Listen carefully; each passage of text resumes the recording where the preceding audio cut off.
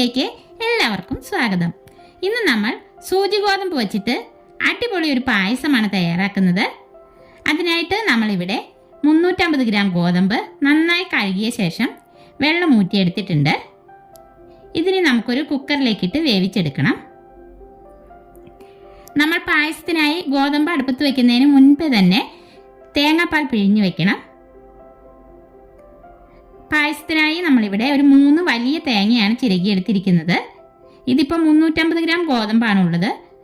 1/2 kilo ഗോതമ്പാണ് ഉള്ളതെങ്കിൽ 4 തേങ്ങയാണ് കേട്ടോ വേണ്ടത്. ഇനി നമുക്ക് ഗോതമ്പ് കുക്കറിലേക്ക് ഇട്ട ശേഷം തേങ്ങ പിഴിഞ്ഞതിൻ്റെ 3-ാം പാൽ ഒഴിച്ചു കൊടുത്ത് അടച്ചു വെച്ച് മീഡിയം ഫ്ലെയിമിൽ 4 വിസിൽ വരുന്നവരെ വേവിച്ചെടുക്കാം. ഇതിപ്പോൾ 3-ാം പാൽ ഒരു 1.5 ലിറ്റർ ഉണ്ടാവും. കുക്കറിൻ്റെ എയർ പോയ ശേഷം മാത്രമേ കുക്കർ തുറക്കാവൂ കേട്ടോ.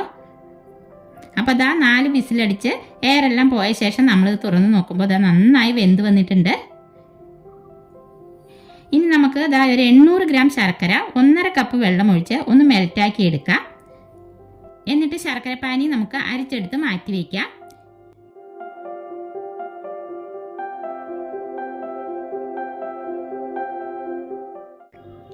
ഇനി നമുക്ക് പായസം തയ്യാറാക്കാനായി അടികട്ടിയുള്ള ഒരു ഉരുളി അടുപ്പത്ത് വെച്ച് ചൂടായി വരുമ്പോൾ 3 ടേബിൾ സ്പൂൺ നെയ്യ് ഒഴിച്ചു കൊടുക്കാം.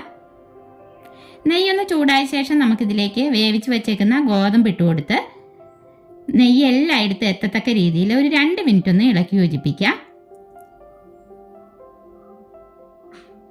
അതിനുശേഷം ശർക്കര പാനി ഒഴിച്ചു കൊടുത്ത് നല്ലപോലെ മിക്സാക്കി എടുക്കാം. ഗോതമ്പിലേക്ക് ശർക്കരയുടെ മധുരം എല്ലാം പിടിച്ചു കിട്ടാനായി ഒരു 10 മിനിറ്റ് എങ്കിലും മീഡിയം ഫ്ലെയിമിൽ നമ്മളിത് ഇളക്കിയെടുക്കണം.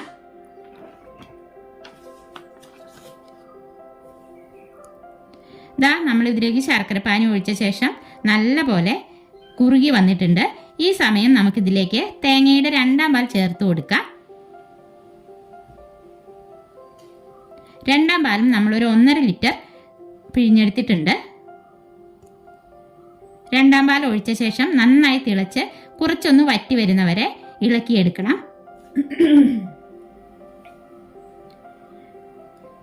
അപ്പോൾ ഈ സമയത്ത് നമുക്കിതിന് വേണ്ട കാഷ്യൂനട്ടും മുന്തിരിയും ഒന്ന് വറുത്തെടുക്കാം. അതിനായിട്ട് ഒരു പാൻ അടുപ്പത്ത് വെച്ച് ചൂടായി വരുമ്പോൾ 3 ടേബിൾ സ്പൂൺ നെയ്യ് ഒഴിച്ചു കൊടുക്കാം. കാഷ്യൂനട്ട് ഇട്ട് കൊടുത്ത് ഒന്ന് മൂപ്പായി വരുമ്പോൾ മുന്തിരി കൂടി ഇട്ട് ഫ്രൈ ചെയ്ത് മാറ്റി വയ്ക്കാം.